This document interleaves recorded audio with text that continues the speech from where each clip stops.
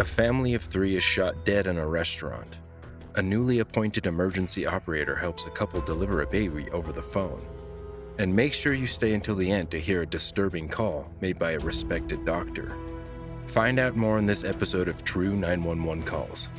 A Strongsville family was out celebrating their daughter's 10th birthday when the child's father snapped and went into a shooting rampage at the Cracker Barrel on Tiedemann Road. A woman called 911 from inside the restaurant, saying her husband was upset because she had told him she was leaving him. Brooklyn 911, what's your emergency? I need an officer. My husband, I'm having some spouse problems, and my husband is like circling the restaurant we're at, and he wants to go home, but he's where he is right. Okay, I'll respond. And we're circling the building. Hold on, where are you at, ma'am? Hello? Hello. Where are you? At Cracker Barrel, there. Sorry. And he's circling the restaurant? Yeah. Did you go there together? Yeah. No, we get in separate cars. But you went to the restaurant together? Yeah. Okay, well, did you have an argument in the restaurant? Yeah. I told him that I was leaving him, and he went outside or whatever, and then he's circling the restaurant. And what is your name? Kate Allen. Kate? Yes. And what is his name? Kevin. Does he own any weapons? I don't know. Ma'am, he's your husband. Do you know if he owns any weapons? I'm not asking you. I know he does, like, a pellet gun and stuff. And he has a pellet gun at your house? Yeah, I'm not going home. I just want to get into That's not. I'm not asking you if you're going home. I'm asking you if he has any weapons, so that when my officers get there and stop him, they know what they're prepared for. Okay. Does he have any weapons on him that you know of, or own any that you know of? Okay. I know I saw some shotgun shells. He had a shotgun, but he told me he got rid of it. Okay, but he doesn't have a shotgun on him currently, correct? I don't know. I have no idea. Did you see the shotgun, ma'am? No, I saw the shotgun shells. You saw the shotgun shells on him? Yeah. What kind of car is he? It's a Jeep Liberty. What color? It's a gray. Hold on a second, ma'am. 10-4, 48, 53, 27. Cracker Barrel. As a female stating that she just informed her husband that she's leaving him. They got into an argument. They drove separately, but he refuses to leave the parking lot. He's struggling, waiting for her to leave. He's in a Jeep Liberty. She states he does own a shotgun. She didn't see it on him, but she did see shotgun shells. What color is the Jeep? Gray. Hold on, he's calling my daughter right now. He's calling your daughter on the phone? Hello? Hello? Hello? Are you talking to me, or are you talking to your on your daughter's phone? I'm trying to talk to him. Okay, well, try and talk to me, not to him. Okay. Can you see a license plate on his vehicle, or do you know the license plate on his vehicle? No, I don't. I don't see him right now. But I don't see him right now. He's not in front of me. So I'm trying. What is his first name? Kevin. Allen is the last name? Yeah, he's here, and the police are here too. I have to. All right, wait in the lobby for the officers. Do not go outside. Let them talk to him, okay? Ma'am? Brooklyn 911, what's your emergency? Ma'am, are you okay? We're on our way to Cracker Barrel. Where are you? Are you shot? Is anybody that you know of injured? There's tons of people in here. Okay, where are you? I need you to talk quietly. Where are you? Already advised. Where are you inside the restaurant, ma'am? I'm like behind the counter. Okay, stay underneath the counter. I understand. We are right outside. We're right outside. We're going to be coming in to get you, okay? Okay. What is your name? Okay, don't stop talking. Just if you can see him, say yes or no. No, I can't. Do you know if anybody's shot? I just can't. 851-234.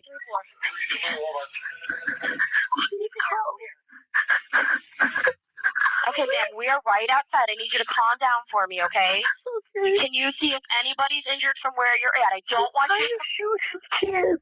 See what? He's trying to shoot his kid? Family. What is your first name? My name is Rebecca. What? What is your name?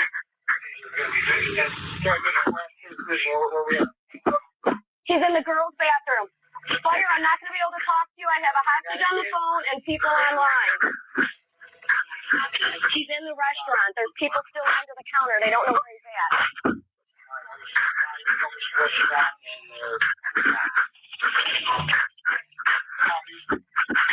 Okay, ma'am,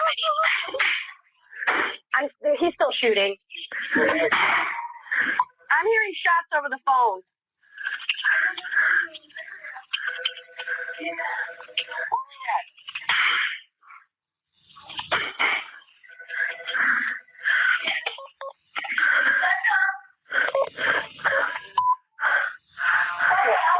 What? I don't know where he's at. I'm right here. I'm over here. Yeah. Brooklyn, please, Graves. Ma'am, just stay under the counter. Brooklyn, please. I'm under it. Yes, he's in the girls' bathroom. We have victims inside. Hold on. Ma'am, relax. Stop. Stay under the counter. I'm under it. Okay. Fire, I cannot copy you. I have his records. What's that? I guessed him out earlier, the same guy. I know. We were on our way to talk to him, okay? Okay. Ma'am, what is your first...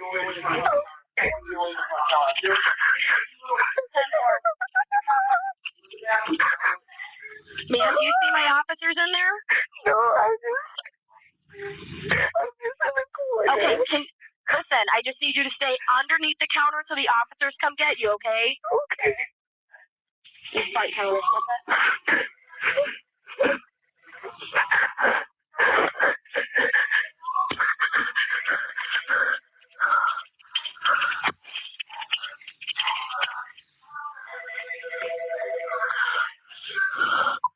Confirm male in custody? Oh my God. Okay, ma'am, we have him, okay? Okay. Okay, I need you to stand up. The officers are on their way in, okay? Don't go anywhere from where you're at, all right? Okay. Okay. Hold on a second. Don't hang up. Okay. All right, I have one female still on the phone. She's hiding under the counter.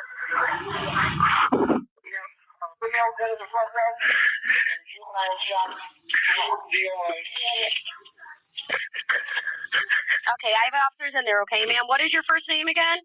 My name's Rebecca. And Rebecca what? Bastic. Bastic? Bastic. Okay, we're inside, okay? Go ahead and talk to the officers. Okay. All right, bye-bye.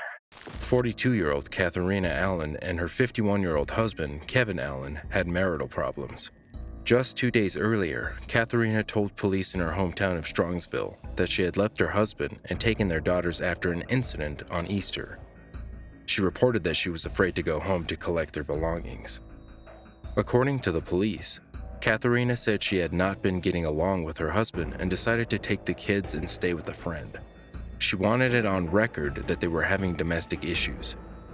While celebrating their daughter's birthday at Cracker Barrel in Brooklyn, Katlynn informed Allen that she wanted a divorce, a conversation that sent him into a monstrous rage.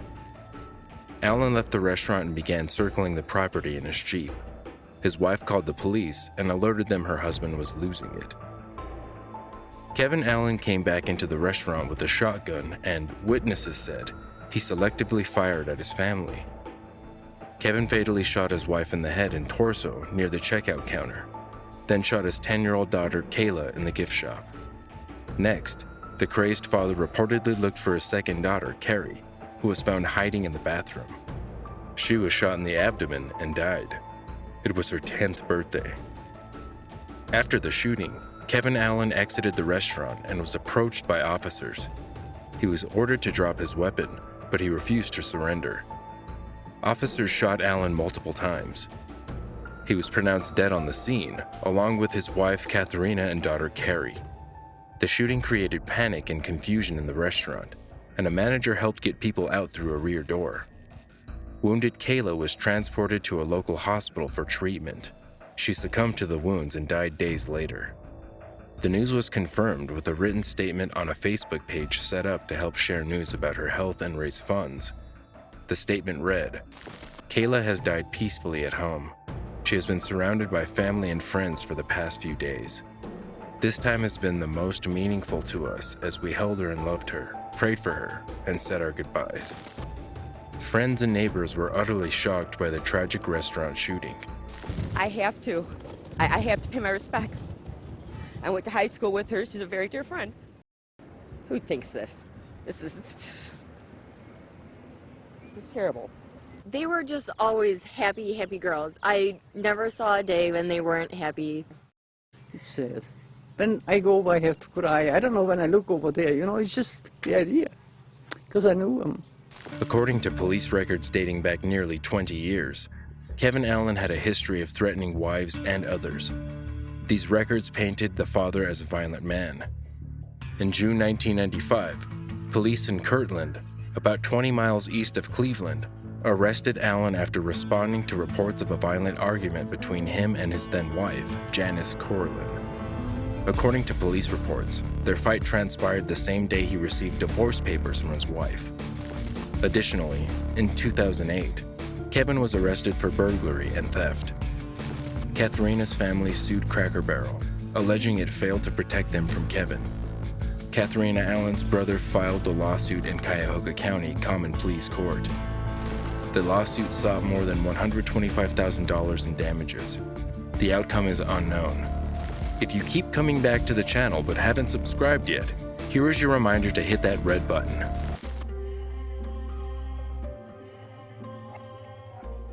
Lackawanna County Commissioners honored 911 dispatcher Katlynn Aulisio for calmly helping deliver Tim and Arlee Benedict's baby over the phone during her overnight shift on April 17th. Lackawanna 911, where is your emergency? Hi, my name is Tim Benedict. My wife Arlee is in labor. This is our fourth child. The labor happened very suddenly and very quickly. She's at the point where she thinks she's in transition. I'm not sure the baby's coming, but she says that she needs an ambulance. We can't make it in our car. Okay. What's your address? 376 Daleville Highway, Covington Township, 18444. And how many weeks is she? She's 42 weeks. How old is labor she? started maybe 2 hours ago. She's 35 years old. 35, right? 34. 33, I'm sorry. Okay. Calm down. Okay, 33. Her date of birth is 9/30/84. Okay, all right. She's in labor now? She's in, yeah, it's every minute. Okay, you said she's 42 weeks, fourth child, right? 42 weeks, fourth child, yeah. Okay. What's your name? Tim Benedict. Does she feel like she has to push? Do you feel like you have to push? Not yet. Okay. Is she laying down or standing up? She's now laying down on her side. She tried to stand up and she can't. How far apart are her contractions? About 30 seconds to a minute apart. Okay. Yeah, about a minute apart, man. Okay, tell her to take some They're deep on breaths. top of each other. Take some deep breaths, sweetheart. Okay, her contractions are coming on top of each other? Yes. She feels like she has to push. Tell her do not go near the bathroom. Do not go near the bathroom. Honestly, if she feels like she's going to push, I'm going to tell her to get ready, and I'm going to have you deliver the baby. Okay. All right? Okay. Tell her to take some deep breaths. Okay. All right? Send someone. I am there, honey. They're on the way. I need you to calm down, okay? Calm down. Listen to me. Okay. I want you to get the phone next to her. Coming. Do you see her crowning? All right, lean over. Have her lay down. Lay down. Have her lay down on her back. Ma'am, help me. I know they're coming. Have her lay down on the back. Do you see the baby's head? Come on, baby. Do you see the baby's head? Ma'am, I can't hear you. Listen to me. Okay, sir. Come on. Sir, listen. Have her lay flat on her back.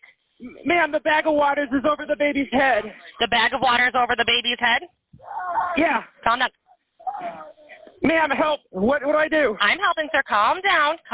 Okay, calm Have her- down. The baby's okay. Have her lay flat on her back. Lay flat on your back, sweetheart. Have her listen, have her on the bed or the floor. Do not let her use the toilet.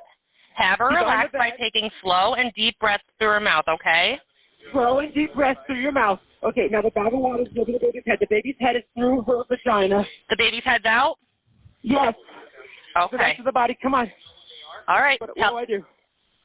Her water broke, correct? Is the bag or is the water still there? No, the bag is, there's still water in there. There's still water. And the baby's out. The baby's out. The baby's out? The baby's out? Okay.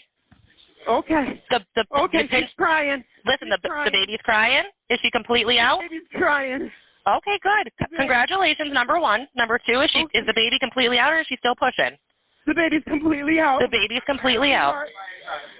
Put the baby on the mom's belly. Honey. Okay. Put the baby on the mom's belly.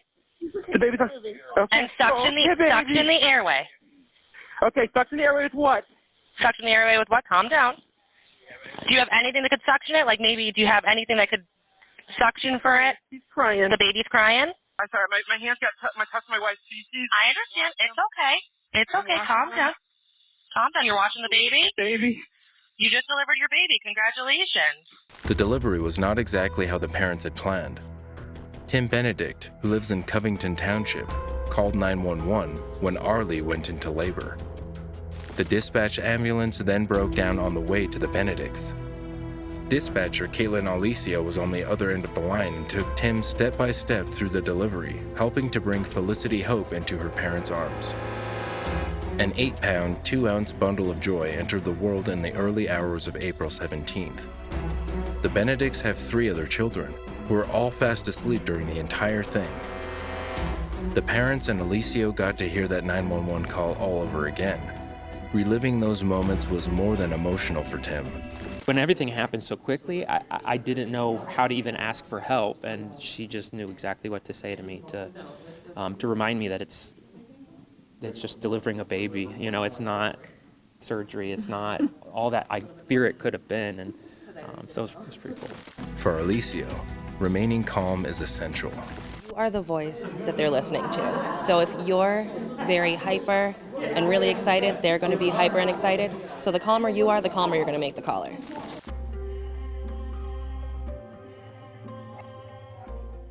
In April 2007, a distressed Dr. Martin McNeil called 911 to report that his wife had fallen in the bathtub.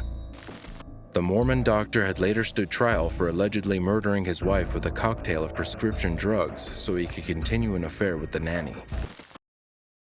We have a police department transfer medical account. Okay, what's the problem, sir? Lee Medical. Sir, what's wrong? I'm falling in the bathtub. Who's in the bathtub? Who's in the bathtub? My wife. Okay, is she conscious? She's not. She's not on a position. Okay, sir, I need you to calm. Sir, I can't understand you, okay? Can you calm down just a little bit? Okay, your wife is unconscious? She is unconscious. She's underwater. Okay, did you get her out of the water? I can't. I couldn't start. I let the water out. She's on in progress. She's under the water? She's out of the water. I was wondering if we got an ambulance. Okay, is she breathing at all? She's not. Okay, sir, the ambulance has been paged. They're on their way, okay? Do not hang up. What? Sir?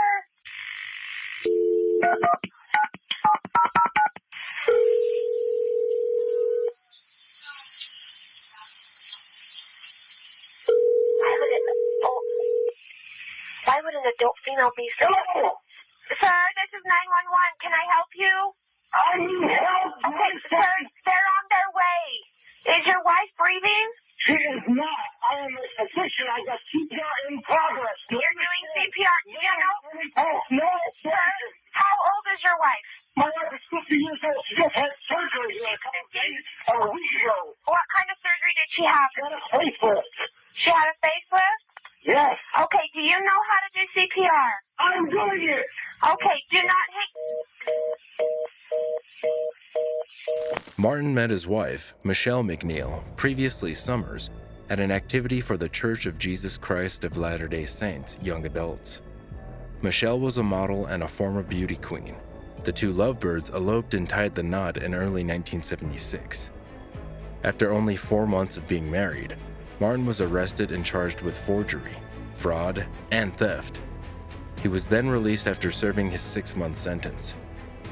The couple lived in a gated community in Pleasant Grove, Utah, with their 8 children: Rachel, Vanessa, Alexis, Damien, Giselle, Elle, Sabrina, and Ada.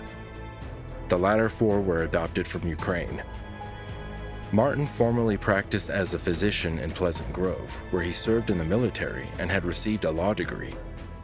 According to investigators, he falsified transcripts with inflated grades and lied on applications to get into 2 medical schools and later to BYU Law School. In 2000, the doctor was appointed as medical director of American Fork Training School, later renamed Utah State Developmental Center. The father of 8 was reportedly dissatisfied with his marriage. He often made statements about wanting a divorce. He had at least 2 extramarital affairs in the 2005 to 2007 timeframe, one with Anna Osborne Walthall and another with Gypsy Willis. In late 2005, he had an affair with Walthall, who was going through a messy divorce. Martin met Gypsy Willis online and began dating. We started speaking on instant messenger on the computer. He was very smart, and he was funny, and he was quick-witted, and we had an immediate rapport. Michelle's suspicions that her husband was having an affair increased, and she confronted him repeatedly. Months later, Martin presented the idea of having cosmetic surgery to his wife. He pressed for the surgery until Michelle gave in to the idea, thinking it would help her marriage. Martin, a physician at the time, gave the plastic surgeon, Dr. Scott Thompson, a list of drugs he wanted to prescribe to Michelle.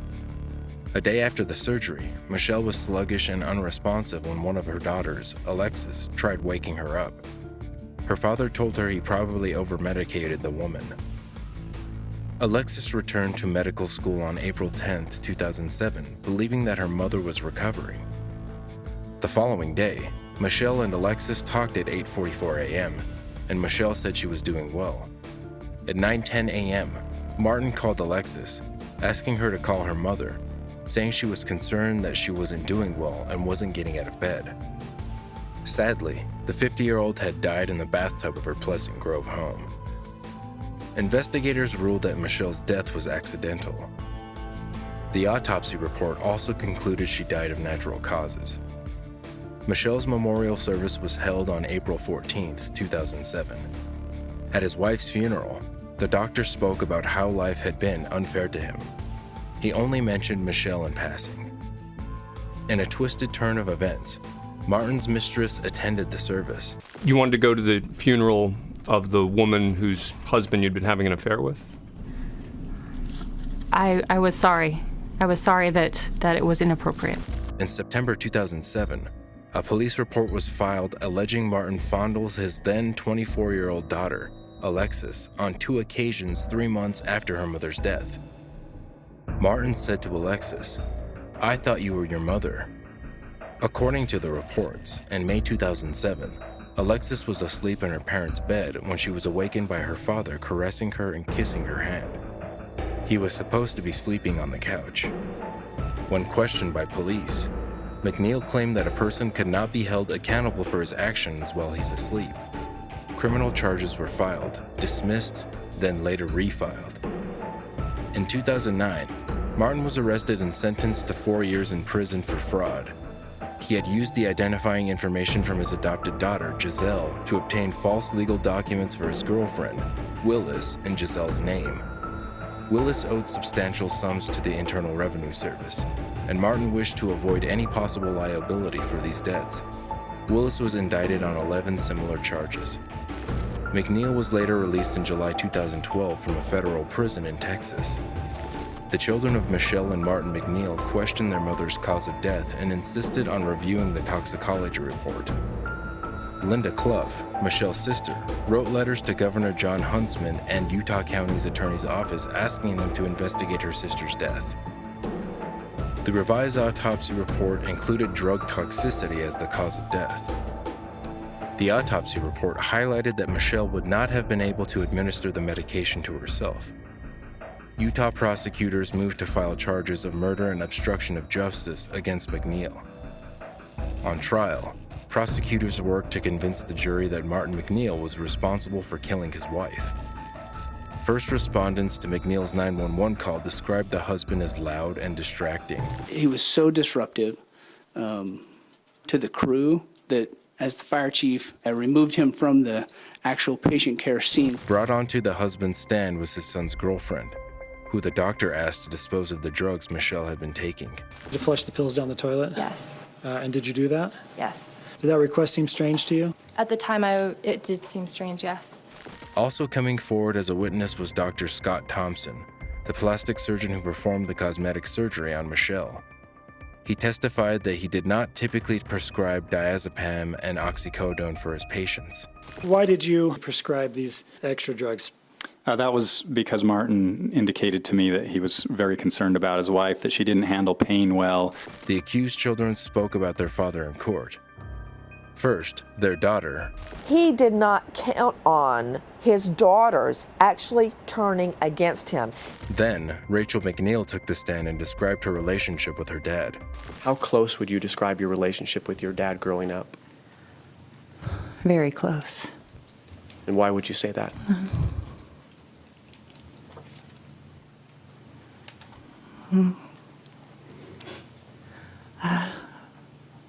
Growing up, my father was my best friend.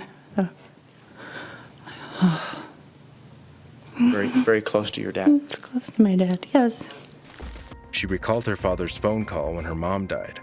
Rachel, quick, get to the hospital. It's your mother. Quick.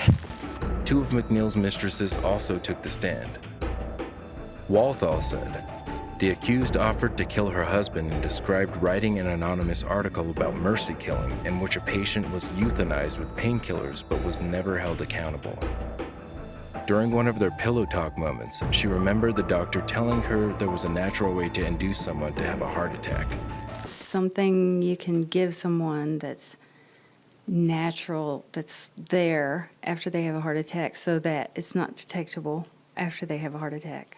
Okay, so you can give someone some sort of substance that's Yes. naturally occurring in the body, Mm-hmm. and it would be there after the heart attack, but it would also start a heart attack. Yes.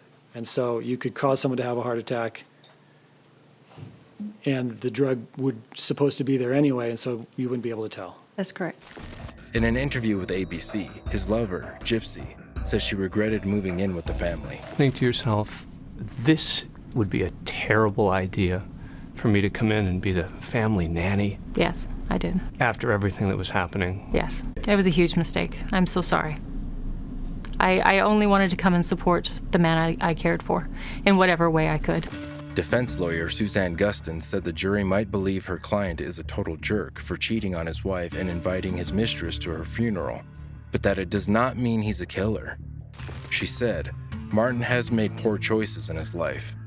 He had affairs during his marriage. Shortly after his wife passed away, he brought his mistress into his home. We may think he's a total jerk and disgusting, and that's natural, but decide this case on the facts rather than the emotion. The defense claimed that Michelle McNeil had overdosed on her prescribed medication, fell into the bathtub, and drowned. McNeil's defense team argued that the father could not have killed his wife because he had an alibi. However, the prosecutors believed that his alibi was part of his sinister plan. He told me he needed his picture taken. He was adamant. On November 9th, 2013, McNeil was found guilty of the first-degree murder of his wife. He was also convicted of obstruction of justice for hindering the investigation of his wife's murder by attempting to make Michelle's death appear accidental. We, the jury, having reviewed the evidence and the testimony in the case, find the defendant as to count 1, murder, guilty. As to count 2, obstruction of justice. In addition to the murder trial, Martin was found guilty of forcible sexual abuse of his daughter, Alexis Summers.